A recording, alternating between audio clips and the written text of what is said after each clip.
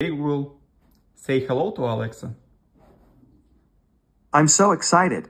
I have a question for her. Alexa, will you be my friend? We're definitely friends. But are we besties? To see how well you know me, just say, quiz me about you.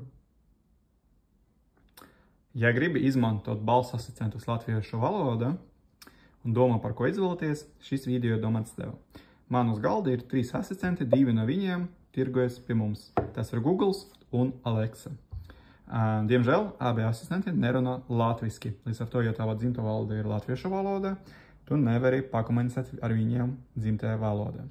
Bet, ko māk šie skaļruņi? Viņi māk angliski, pārvaldīt tavu viedu māju vai ieslēgt mūziku vai apkuri vai līdzīgas smart ierīces. Bet, ja tomēr tu gribi ar balsi, piemēram, ka Google ieslēdz apgaismojumu virs divāna, lai viņš tā izdarītu, uzraksti man. Ja man būs diezgan daudz pieteikumu, es izterēšu laiku un izstrādāšu balss paketi, lai tas viss strādātu. Protams, ka viņi neatbildēs tava dzimtā valoda, bet vismaz ieslēgts apgaismojumu vai mūziku.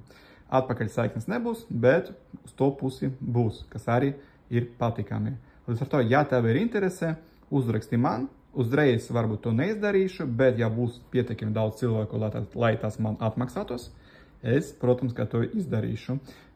Visdrīzāk tas būs ar Alexu, jo Alexai ir atvērtais kods. Ar viņu var rakstīt citas valodas. Redzēju, ka daudzi jau uztaisiet to lietuviešu valodā.